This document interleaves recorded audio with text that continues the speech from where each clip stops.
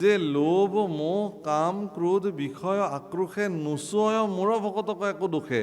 আচলতে লোভ মোহ কাম ক্ৰোধ এইবিলাক একো একোটা দুখ মানুহৰ জীৱনত। দুখ। মোৰ যদি অত্যাধিক ক্ৰোধ আছে এইটো মোৰ দুখ, মোৰ যদি অত্যাধিক লোভ জন্ম হৈছে এইটো মোৰ কাৰণে দুখ। এনেধৰণৰ সামাজিক বিকাৰবিলাক, শাৰীৰিক বিকাৰবিলাক, দুখবিলাকে মোৰ ভক্তসকলৰ শৰীৰ স্পৰ্শই নকৰে। অৰ্থাৎ মোৰ ভক্তসকলৰ হৃদয়ত লোভৰ উৎপত্তিয়ে নহয়, ক্ৰোধৰ উৎপত্তিয়ে নহয়, মোহৰ উৎপত্তিয়ে নহয়, হ'ব নোৱাৰে। সেইটোহে লিখিছিল গুৰুজনে। আৰু ওলটা বুজিলি ৰাম, বেলেগ বুজিলে। এবাৰ মানে মই আপোনাক কৈছোঁ যে বিশ্বামিত্ৰ, দুৰ্বাসা এইবিলাক এখেতলোকৰ অত্যন্ত ক্ৰোধী ঋষি, চবে জানে এই কথাটো। কিন্তু এওঁলোকৰ ক্ৰোধ যিটো, বিশেষকৈ বিশ্বামিত্ৰৰ যি ক্ৰোধ, সেই ক্ৰোধক দোষ বুলি কোৱা নাই কিন্তু শাস্ত্ৰই। মাৰ্কণ্ড পুৰাণ আদি পুৰাণসমূহত এইটো গুণ বুলি, বিশিষ্ট গুণ বুলি কৈছে, যে এইটো গুণ তেওঁলোকৰ। বিশ্বামিত্ৰৰ জীৱনৰ এইটো এটা গুণ, ক্ৰোধ। আচ্ছা, বিশ্বামিত্ৰৰ জীৱনত ক্ৰোধ গুণ হ'ল আৰু মোৰ ঋজু পাঠকৰ জীৱনৰ ক্ৰোধটো দোষ হ'ব কেনেকৈ? এইকাৰণে যে ঋজু পাঠকে ক্ৰোধক নিয়ন্ত্ৰিত কৰিব নাজানে, আমিবিলাকে ক্ৰোধক নিয়ন্ত্ৰণ কৰিব নাজানো, বিশ্বামিত্ৰই কিন্তু ক্ৰোধক নিয়ন্ত্ৰিত কৰিব জানে।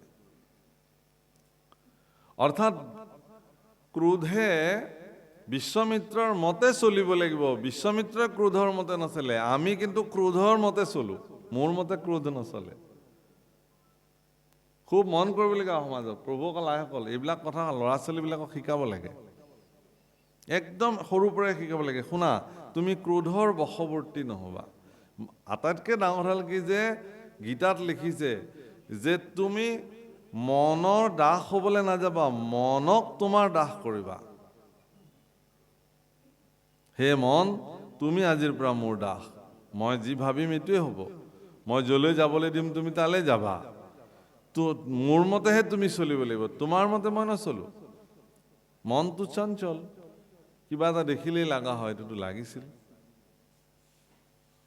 কাৰোবাৰ হেদালিত পানীলাও ওলমি ওলমি লাগিছে, বোলে বৰ ধুনীয়া পানীলাও লাগিছে, হে আমাকো নিদিয়ে কিয় দুটামান? মনে লগে লগে কৈয়ে দিলে, লৈ লওক, ক'লে দিবতো, আৰু নিদিলে ৰাতি আহিম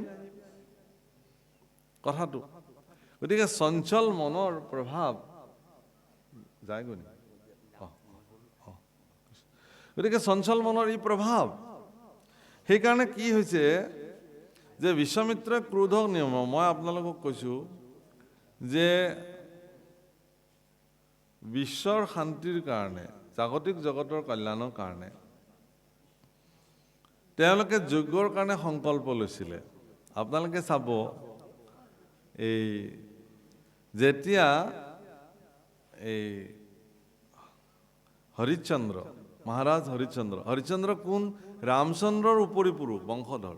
ইমান সাধাৰণ নহয়, গোটেইবিলাক একদম সগৰৰ পৰা দিলীপ, ৰঘু, অজ, এইবিলাক কি কয় আপোনাৰ হৰিশ্চন্দ্ৰ, এইবিলাক চব ৰামচন্দ্ৰৰ উপৰি পুৰুষ। আৰু এওঁলোক ইমান সত্যবাদী, ইমান ন্যায়পৰায়ণ, ইমান প্ৰজাবৎসল, জ্ঞানী, ধৰ্মশীল, এক ৰজা, চক্ৰৱৰ্তী ৰজা মহাৰাজ দশৰথলৈকে এওঁলোক এক তেওঁলোকৰ বংশৰ প্ৰতিগৰাকী ৰজায়ে পৰম জ্ঞানী। এতিয়া বিশ্বামিত্ৰই কি কৰিলে, এদিন মানে হৰিশ্চন্দ্ৰই ৰাতি সপোন দেখিলে। সপোনত দেখিলে কি, যে এগৰাকী ঋষি তেওঁৰ ৰাজ দৰবাৰলৈকে আহিছে আৰু তেওঁৰ ৰাজ্য বিচাৰিছে দান হিচাপে, আৰু তেওঁ সপোনতে সেই ঋষিক ৰাজ্যভাৰ দান দি দিছে। এইটো সপোন দেখি ৰাতিপুৱা যেতিয়া সাৰ পাইছে, তেতিয়া ৰজা হৰিশ্চন্দ্ৰই সিদিনাখন কোনো ৰাজকীয় সাধন গ্ৰহণ কৰা নাই। না শিৰত মুকুট পিন্ধিছে, নে চৰণত পাদুকা পিন্ধিছে, নে ৰাজকীয় আভৰণ পিন্ধিছে, স্নান কৰিছে আৰু ঋষিৰ নিচিনা সাজ পিন্ধি বহি আছে। চবেই সুধিছে যে কি হ'ল মহাৰাজ? বোলে মই আৰু মহাৰাজ নহয় এতিয়া। কিয়? বোলে ৰাতি সপোনতে এগৰাকী ঋষিক মই ৰাজ্যভাৰ দানেই কৰিলোঁ, গতিকে ৰাজ্য যিহেতু দানেই কৰিলোঁ, মোৰতো ৰাজ্য নহয় এতিয়া। গতিকে মই এতিয়া বনলৈ যাম, সন্যাসী হ'লো। এনেকুৱা মানে ন্যায় পৰাই। অলপ পিছতে আহি ওলালে নহয় বিশ্বমিত্ৰ, বোলে মই তোমাৰ পৰা দান বিচাৰি আহিছোঁ। বোলে মই সপোনতে আপোনাক দিছোঁৱে, আপুনি আহিলে যেতিয়া কওক কি লাগে। বোলে তোমাৰ ৰাজ্য লাগে, বোলে লৈ লওক, দি দিছোঁ, মই ৰাতিয়ে দিলোঁ আপোনাক। বোলে যিহেতু দান দিলা তুমি, আৰু ৰাজ্য মোৰে হ'ল, গতিকে তুমি ইয়াত থাকিব নোৱাৰিবা,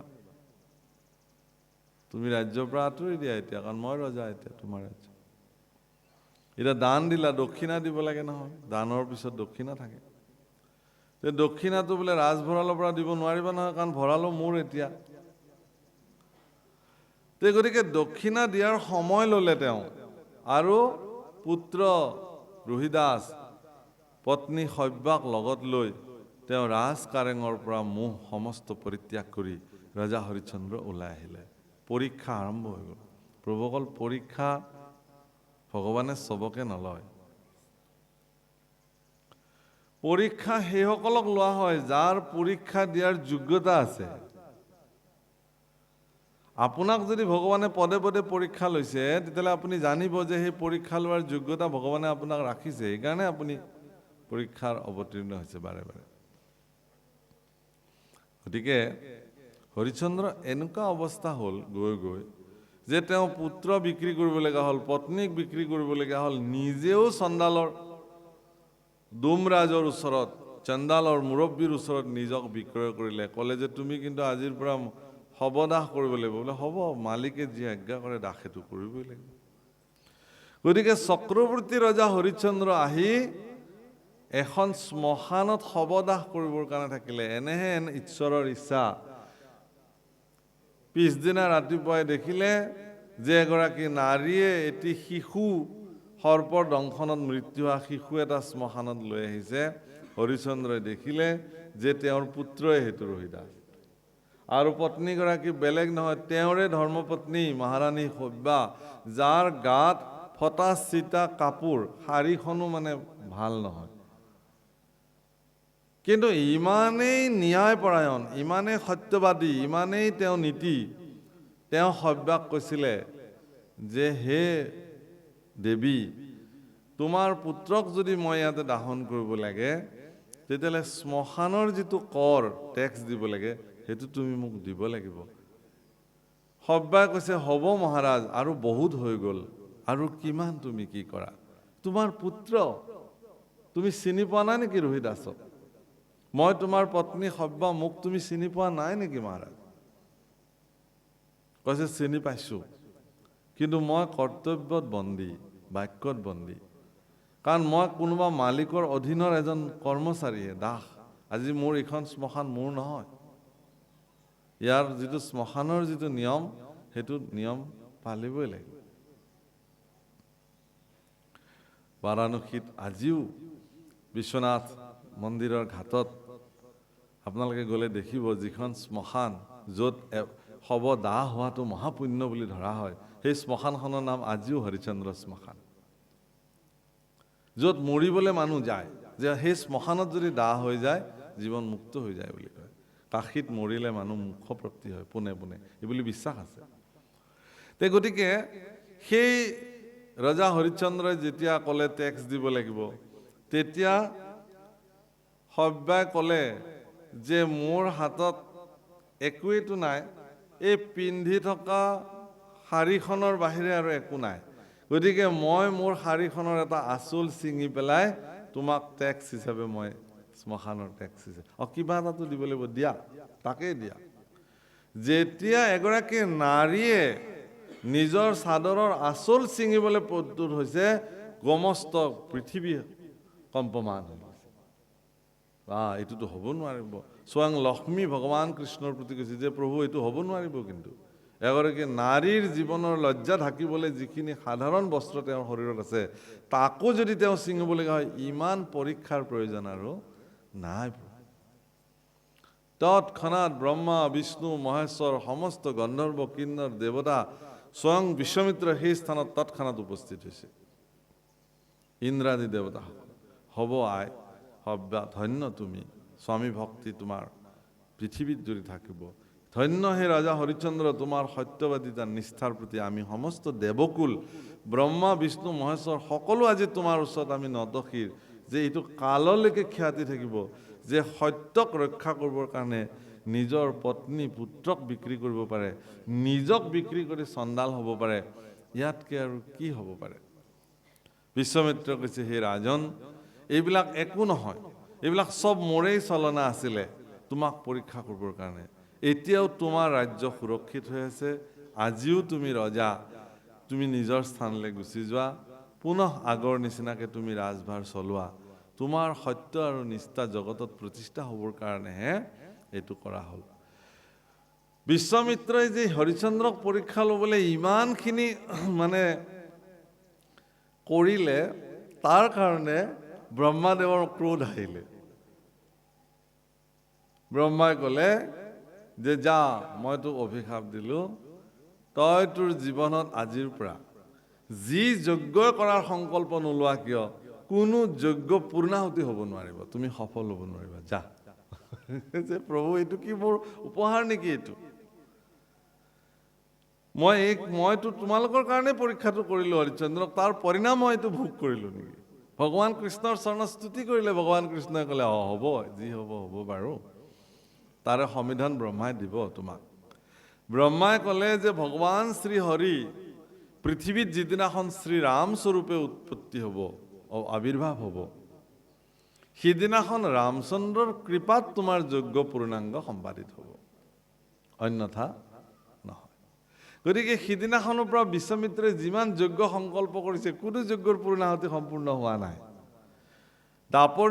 ত্ৰেতাৰ যুগত বিশ্বমিত্ৰই যজ্ঞ কৰিছে, যজ্ঞৰ পূৰ্ণাহুতিৰ সময়তে মাৰিচ আৰু সুবাহী আদি কৰি 60,000 মানে ৰাক্ষসে আহি সেই যজ্ঞ কুণ্ড তছনছ কৰি দিছে। সদায় কৰে এইটো কাম। শেষত তেওঁৰ শিষ্য উপশিষ্যসকলে বিশ্বমিত্ৰক ক'লে যে গুৰুদেৱ, তুমিতো এগৰাকী অস্ত্ৰবিদ, তুমিতো যুদ্ধত নিপুণ, গতিকে এই ৰাক্ষসবোৰ যে বাৰে বাৰে আহি আহি আমাৰ যজ্ঞবিলাক বিনষ্ট কৰে, তুমি দেখোন অস্ত্ৰ প্ৰয়োগ কৰি এওঁলোকক নিধন কৰিব পাৰা, কেলে নকৰা? তেতিয়া বিশ্বমিত্ৰই কৈছে যে শুনা, যদি মই অসুৰবিলাকক মাৰিবই লাগে, তেতিয়াহ'লে মোৰ ক্ৰোধ আহিব লাগিব প্ৰথমতে। যদি মোৰ ক্ৰোধ আহি যায়, এই যে যজ্ঞ সম্পাদিত কৰাৰ সংকল্প মই লৈছোঁ, এই সংকল্প মোৰ বিনষ্ট হৈ যাব। সেইকাৰণে ক্ৰোধক মই আহিব দিব নোৱাৰোঁ, এতিয়া নিয়ন্ত্ৰিত কৰি ৰখা হৈছে। মই এই কথাটোকে কৈছিলোঁ, ক্ৰূৰতা। বিশ্বমিত্ৰৰ প্ৰচণ্ড ক্ৰোধ আছে, কিন্তু তেওঁ ক্ৰোধক নিয়ন্ত্ৰিত কৰি ৰাখিছে। ভগৱান শ্ৰীৰামচন্দ্ৰৰ ওচৰলৈকে যেতিয়া গুৰুকুলৰ পৰা সম্পূৰ্ণ বিদ্যা, আচলতে ভাৰতবৰ্ষৰ ব্যৱস্থা মই আপোনালোকক কওঁ, ভাৰতবৰ্ষৰ শিশুসকলক গুৰুকুলত যে থৈছিলে শিক্ষা গ্ৰহণ কৰিবৰ কাৰণে, তাত কেৱল বিদ্যা অধ্যয়নৰ কাৰণে ৰখা নাছিলে। এজন গুৰুকুলত শিক্ষা গ্ৰহণ কৰা শিষ্যই বিদ্যা, পুথিগত বিদ্যা, আধ্যাত্মিক জীৱনশৈলীৰ চৰ্চা, কৃষি কাৰ্যৰ চৰ্চা, ব্যৱসায় বাণিজ্যৰ চৰ্চা, ৰাজনৈতিক চৰ্চা, কূটনৈতিক চৰ্চা, এনেকি প্ৰতিজন শিশুকে সম্পূৰ্ণ ধনু গদা আদি অস্ত্ৰৰ শিক্ষা গুৰুসকলে আশ্ৰমত প্ৰদান কৰিছে। আৰু সেই শিশুবিলাকে উভতি গৈ পেলাই গৃহস্থশ্ৰমত যেতিয়া প্ৰৱেশ কৰিছিল, ৰজাৰ পুত্ৰই ৰজা হৈছিল, কৃষকৰ পুত্ৰই কৃষি কাৰ্য কৰিছিল, আৰু বৈশ্যৰ পুত্ৰসকলে ব্যৱসায় বাণিজ্য কৰিছিল, ক্ষত্ৰিয়ৰ পুত্ৰসকলে গৈ সৈন্য সামন্ত ৰজাৰ হেৰিত যোগদান কৰিছিল ইত্যাদি। কিন্তু তাৰ পৰিণামটো চাওকচোন আপোনালোকে, যেতিয়া এজন ৰাজপুত্ৰই ঋষিৰ আশ্ৰমত থাকি পেলাই খেতি কৰিব, তেতিয়া তেওঁ ৰজা হোৱাৰ পিছতো কৃষকৰ যিটো মৰ্মবেদনা, সেইটো তেওঁ জানিব যে এজন কৃষকৰ কৃষি উৎপাদন কৰোঁতে কিমান কষ্ট হয়। গতিকে এতিয়া এজন মন্ত্ৰী বা এজন ৰাজন্যবৰ্গ, তেওঁ জীৱনত খেতি পথাৰত নামিও পোৱা নাই, খেতি কৰিও পোৱা নাই। তেওঁ যেতিয়া প্ৰজাক শাসন কৰিব, তেওঁ কেনেকৈ উপলব্ধি কৰিব যে এজন কৃষকৰ কিমান কষ্টৰ ফলত এটা ফচল উৎপাদন হয়। ঋষিয়ে অকল সেয়া নহয়, উৎপাদিত শস্যসমূহ বিক্ৰী কৰিবৰ কাৰণে বজাৰলৈ পঠিয়াইছিল তেওঁলোক। নিপুণভাৱে তেওঁলোকে সেইবিলাক ক্ৰয় বিক্ৰয় কৰিছিল। বিক্ৰী কৰিব লাগিব, যি সেই সময়ত বিনিময় ব্যৱস্থা আছিল, আকৌ আনাজ আদি যি প্ৰয়োজনীয় বস্তু আশ্ৰমলৈকে সকলো কিনি আনিব লাগিব, ক্ৰয় কৰি আনিব লাগিব। গতিকে ব্যৱসায় বাণিজ্যৰ ওপৰতো তেওঁলোকৰ এটা ধাৰণা হৈছিলে। গতিকে ৰজা হ'লেও তেওঁ জানিছিল যে ব্যৱসায়বিলাক কেনে চলে। গতিকে প্ৰত্যেক শিক্ষা গ্ৰহণ কৰিছিল আৰু সেইধৰণে তেওঁলোকে গুৰুকুলত চলিছিল। প্ৰভু শ্ৰীৰাম, তেওঁৰ অনুজ, ভৰত, লক্ষ্মণ, শত্ৰুঘ্ন প্ৰমুখ্যে 4গৰাকী দশৰথ পুত্ৰই গুৰু বশিষ্ঠৰ আশ্ৰমত সম্পূৰ্ণ শিক্ষা গ্ৰহণ কৰি গাৰ্হস্থ্যাশ্ৰমত প্ৰৱেশ কৰিছে, মানে সোমাইছে আহি। এতিয়াও বিবাহ কৰোৱাই নাই। বিবাহ সম্পৰ্কীয় আলোচনা যিদিনাখন হৈ আছিল গুৰু বশিষ্ঠৰ লগত, হেন সময়তে আহি বিশ্বমিত্ৰ প্ৰৱেশ কৰিছে। কোনোবাই ক'লে যে সিংহদ্বাৰত আহি বিশ্বমিত্ৰ ৰৈ আছে ৰজাৰ সাক্ষাতৰ কাৰণে, আহিবলৈ দিয়ক। গুৰু বশিষ্ঠই ক'লে নহয়, বিশ্বমিত্ৰ পৰম জ্ঞানী, মহাত্মা আৰু তেওঁ এগৰাকী ব্ৰহ্ম ঋষি। গতিকে সেই ৰাজন, তুমি তেওঁক নিজে পদূলিৰ পৰা পাদ্যৰ্ঘ্যে পুজি আনিব লাগিব, এইটো নিয়ম। এগৰাকী চক্ৰৱৰ্তী ৰজা মহাৰাজ দশৰথ, আপোনালোকে ভাবক, চক্ৰৱৰ্তী ৰজা মানে গোটেই পৃথিৱী যাক শাসন কৰিছিল, পৃথিৱীক। চক্ৰৱৰ্তী ৰজা মহাৰাজ দশৰথে এগৰাকী প্ৰভাৱশালী পৰম পৰাক্ৰমী ৰজা হোৱাৰ পিছতো ভাৰতীয় আধ্যাত্মিক পৰম্পৰা গুৰুৰ বাক্য শিৰোধাৰ্য কৰি পদূলিলৈকে গৈ বিশ্বমিত্ৰৰ চৰণ ধুৱাই পাদ্য অৰ্ঘ্যে পূজি তেওঁক সাদৰি লৈ আহিছে। শিৰত মুকুটবিহীন, পাদুকাবিহীন খালী ভৰিৰে গৈ ব্ৰহ্ম ঋষি বিশ্বমিত্ৰক তেওঁ আদৰি সাদৰি আনি তেওঁ ৰাজসভাত বহুৱাই, নিজৰ আসনত বহুৱাইছে। বহাই পেলাই চৰণ ধুৱাই পুনঃ প্ৰণিপাত জনাই কৈছে যে হে গুৰুদেৱ, মই কি সেৱা কৰিব পাৰোঁ, তুমি কৃপা কৰি মোক আজ্ঞা কৰিব লাগে। বিশ্বমিত্ৰ কৈছে, তোমাৰ পুত্ৰ শ্ৰীৰাম ভদ্ৰক মোক লাগে। কিহৰ কাৰণে? বোলে মই নিশাচৰবিলাকৰ উৎপাতত, নিশাচৰ মানে ৰাক্ষস, সুবাহু মাৰিচ আদিৰ দৰে নিশাচৰসকলৰ মানে উপদ্ৰৱত মই যোগ্য সম্পাদিত কৰিব পৰা নাই। গতিকে তাৰ নিৰাপত্তাৰ কাৰণে ৰামচন্দ্ৰক লাগে।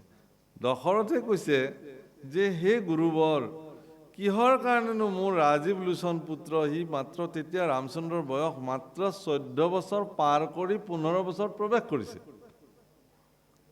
আমাৰতো 14-15 বছৰীয়া ল'ৰা এতিয়াও মাকে খুৱাই দিয়ে ভাত সানি পেলাই, হয় নহয়? ক'তনো ৰাক্ষসৰ লগত যুঁজিবলৈ যাব? কিন্তু ইতিমধ্যে সেই 15 বছৰতে ৰামচন্দ্ৰৰ সমস্ত অস্ত্ৰবিদ্যা শিক্ষা সমাপ্ত কৰি আহিছে। পুত্ৰৰ প্ৰতি থকা মোহ মহাৰাজ দশৰথে কৈছে যে হে গুৰুবৰ, মোৰ নিচিনা এগৰাকী পৰাক্ৰমী ৰজা থাকোঁতে ৰামচন্দ্ৰক কিয় প্ৰয়োজন? মই নিজেই যাম, তোমাক নিজেই মই নিৰাপত্তা দিম। বিশ্বমিত্ৰ কৈছে, তোমাক নালাগে ৰাজন, ইমান সৰু কাম এটাৰ কাৰণে আৰু চক্ৰৱৰ্তী ৰজা যাব লাগে নে? তোমাৰ পুত্ৰই পাৰিব এইখিনি কাম। তেওঁতো অস্ত্ৰ শিক্ষা কৰি গুচি আহিছে ঘৰত, কি শিকিলে তেতিয়াহ'লে? খুব কান্দিছে, হে গুৰুবৰ, মোক ইমান পৰীক্ষা নল'ব। কাৰণ ৰামচন্দ্ৰৰ প্ৰতি দশৰথৰ ইমানেই প্ৰেম, পুত্ৰ মোহ, কৈছে যে মোৰ পুত্ৰৰ নাম ৰামচন্দ্ৰৰ এটা নাম হ'ল ৰাজীৱ লোচন। কি লোচন? ৰাজীৱ লোচন। ৰাজীৱ শব্দৰ অৰ্থ হ'ল পদুম ফুল। পদুম ফুলৰ দৰে চকু। নৱকঞ্জ লোচন কঞ্জ মুখ কৰ কঞ্জ পদ কঞ্জাৰুণম। কঞ্জ লোচন মানে পদুম ফুলৰ দৰে চকু, ৰাজীৱ লোচন। দশৰথে কৈছে যে পদুম ফুলবিলাক যেনেকৈ সূৰ্যাস্তৰ লগে লগে জাপ খাই যায়, মোৰ পুত্ৰও সন্ধিয়া সোনকালে শুই দিয়ে, তাৰ ৰাজীৱ লোচন জাপ খাই যায়। ৰাক্ষসবিলাকতো ৰাতি ৰাতিহে আহে, নিশাচৰ, সিহঁতেতো নিশাই, দিনততো ৰাক্ষস নাহে নহয়। গতিকে যিটো পুত্ৰ মোৰ ইমান আৰামত ইমান দিন গুৰু আশ্ৰমত কেনেকৈ থাকিল, আহি 2 দিন হৈছিল মাত্ৰ ঘৰ পোৱা, অকণমানতো আৰাম খাবলৈ দিয়ক, অকণমান সিহঁতক ৰাজভোগ খাবলৈ সময় লাগে। সোনকালে শুৱে, মাকে বুকুত সাৱটি এতিয়াও শুৱে তাৰ লগত কৌশল্যাই। কেনেকৈ সি গোটেই ৰাতিটো ৰাক্ষসৰ লগত যুদ্ধ কৰিব? এটা কথা মন কৰিব, ইমানখিনিৰ পিছতো কিন্তু বিশ্বমিত্ৰৰ ক্ৰোধ অহা নাই। ৰামচন্দ্ৰ জগতৰ ঈশ্বৰ এই কথা বিশ্বামিত্ৰে জানে, গুৰু বশিষ্ঠইও জানে, কিন্তু দশৰথে নাজানে। জানে যদিও নাজানে, কাৰণ ৰামচন্দ্ৰৰ জন্ম কোনো জনী সম্ভৱা নহয়। যজ্ঞত যাৰ জন্ম হৈছে, যজ্ঞৰ চৰুৰ পৰা পায়স যি উৎপন্ন হৈছিল, পায়স গৰ্ভস্থ কৰি ভগৱান ৰামচন্দ্ৰৰ উৎপত্তি হৈছে। স্বয়ং ভগৱান নিজেই ৰামচন্দ্ৰৰ ৰূপে জগতত আহিছে। গতিকে ৰামচন্দ্ৰৰ প্ৰতি যে ইমান মোহ, তাকে দেখি ব্ৰহ্ম ঋষি বিশ্বামিত্ৰৰ মনত খুব আনন্দ জাগিছে। আহা, মোৰ প্ৰভুক ইমান ভাল পায়, প্ৰভুৰ প্ৰতি ইমান স্নেহ, সেইটো কাৰণে ভালে লাগিছে। কিন্তু বিশ্বামিত্ৰে ক'লে এই বুলি যে, হে ৰাজন, মই যিটো বিচাৰিলোঁ তুমি সেইটো দিব নোৱাৰিলা। গতিকে তোমাৰ যি ৰঘুবংশত আজিলৈকে কি কৈছে, ৰঘুকুল ৰীত সদা চলি আয়ে, প্ৰাণ যায় পৰ বচন নাযায়। জীৱন যাব তথাপিও বাক্য নেৰে, তোমালোকৰ এইটো বংশৰ ৰীতি আছিল। গতিকে তুমি এইটো ৰাখিব নোৱাৰিলা, কথা ইমানে, মই যাওঁ আৰু এতিয়া। তুমি ৰাখিব নোৱাৰিলা আৰু, কথা ইমান। তেতিয়া বশিষ্ঠ ঋষিয়ে, ব্ৰহ্ম ঋষি বশিষ্ঠই ৰজাক দশৰথক কৈছে যে, হে মহাৰাজ,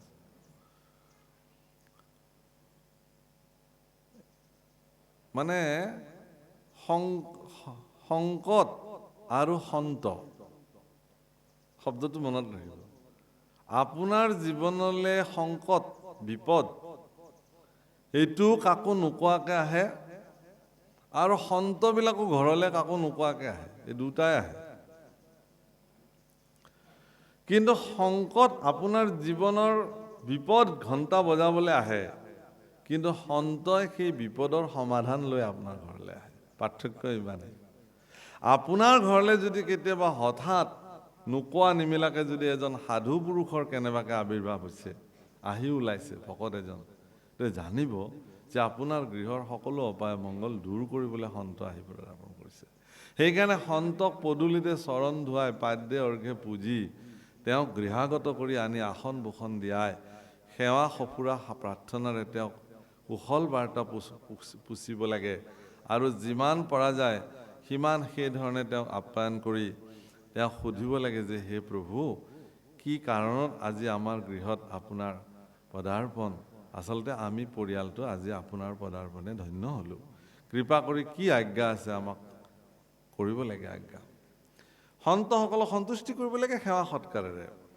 এতিয়া বশিষ্ঠই ক'লে, হে ৰাজন, তোমাৰ ঘৰলৈতো সন্ত মহাত্মা বিশ্বামিত্ৰ আহিছে, গতিকে তোমাৰ মনত যিটো বৰ্তমান সংকট বুলি তুমি ভাবি আছা যে ৰামচন্দ্ৰক বিবাহ কৰোৱাব লাগে, ইতিমধ্যে কৌশল্যাই কৈ থৈ দিছে দশৰথক যে মোৰ পুত্ৰ অৰ্থাৎ ৰামচন্দ্ৰটো বিশ্বৰ ভিতৰত আটাইতকৈ সৰ্বাংগ সুন্দৰ পুৰুষ, কিন্তু কৌশল্যাই কৈছে যে হে মহাৰাজ, আপুনি মোৰ পুত্ৰৰ কাৰণে এগৰাকী বোৱাৰী বিচাৰক, কিন্তু সাৱধান, মনত ৰাখিব, মোৰ পুত্ৰতকৈ যদি কোনো গুণে কম বোৱাৰী এগৰাকী যদি তুমি আনা, তেতিয়াহ'লে কিন্তু বিপদ হ'ব।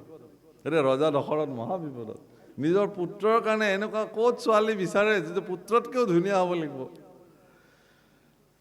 জনক নন্দিনী সীতা যিদিনাখন ৰামচন্দ্ৰৰ কাৰণে বিবাহ উপযুক্ত কাৰণে তেওঁলোকৰ কাৰণে কথা হৈছিল, হৰধনু ভাঙি যিদিনাখন ৰামচন্দ্ৰই তেওঁক বিবাহৰ পাশত আবদ্ধ কৰিছিল, সীতাৰ সম্পৰ্কে যেতিয়া কথা শুনিছিল, কমল নয়নী সীতা, তেওঁৰ চৰণ পংকজ পদুম ফুলৰ পাহিতকৈও সুকোমল আছিল। এই বাৰ্তা যিদিনাখন শুনিছিল, তেতিয়া কৌশল্যা, সুমিত্ৰা আৰু কৈকেয়ী কি কৰিছিল জানে? সমগ্ৰ ৰাজকাৰেং, আচৰিত লাগে, বাল্মীকি ৰামায়ণত উল্লেখ আছে, সমগ্ৰ ৰাজকাৰেং যিফালে যিফালে তেওঁলোকৰ বোৱাৰী সীতা যাব, সেইফালে পদুম ফুল, পূৰ্ণ বিকশিত পদুম ফুলৰ ওপৰত যিখিনি ৰেণু থাকে, হালধীয়া হালধীয়া, বগা বগা, সেই ৰেণুবিলাক পাৰি পাৰি থৈ দিছিল, যাতে সীতাৰ সুকোমল চৰণে কষ্ট নাপায়। এগৰাকী শাহুৰ বোৱাৰীৰ প্ৰতি হেৰি চাওক, ভাৰতবৰ্ষৰ ঘটনা কৰিছিলে, সেইধৰণে আয়োজন কৰিছিলে। এটা সংকল্প লৈছিলে এখন যজ্ঞ কৰাৰ কাৰণে, আৰু সেই সংকল্পত গুৰু বশিষ্ঠই কৈছিলে যে এগৰাকী অক্ষয় বন্তি জ্বলাব লাগিব, আৰু সেই অক্ষয় বন্তিগৰাকী ৰাজনন্দিনী সীতাই সেই অক্ষয় বন্তিগৰাকীৰ দায়িত্ব ল'ব লাগিব। তেওঁ তেল শেষ হ'লে, ঘি শেষ হ'লে দিব লাগিব, শলিতা আগবঢ়াই দিব লাগিব। এইখিনি দায়িত্ব তেওঁ ল'ব লাগিব যজ্ঞ যেতিয়ালৈকে শেষ নহয়। ৰামচন্দ্ৰই ক'লে হ'ব, দশৰথেও ক'লে হ'ব, কৌশল্যই ক'লে কেনেকৈ হ'ব? যি হয় তাকে হ'ব।